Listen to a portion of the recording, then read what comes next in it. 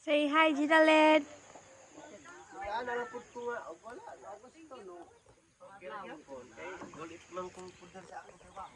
So, ganito nga pala yung bahay ng tatay namin.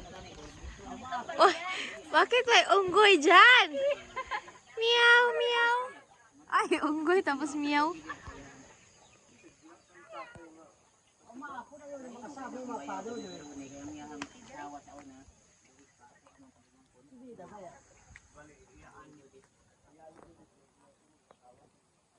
Muna ginahagbasan ni Papa.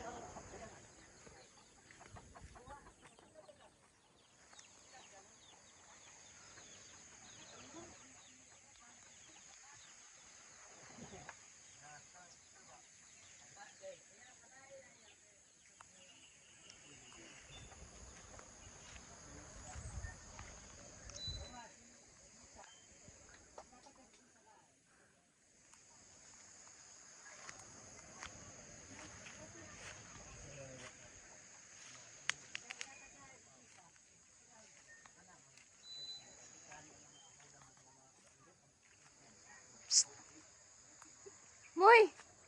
Moy, moy! Moy!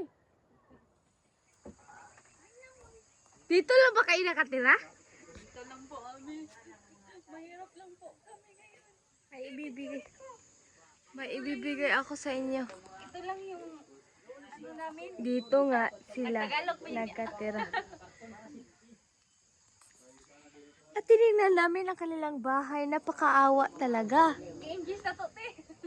Wala talaga silang ano. Tapos yun. Tingnan nyo sa baba. Look inside.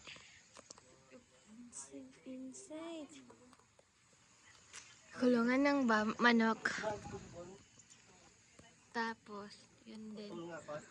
OMG, parang may kulungan ng kanding dito.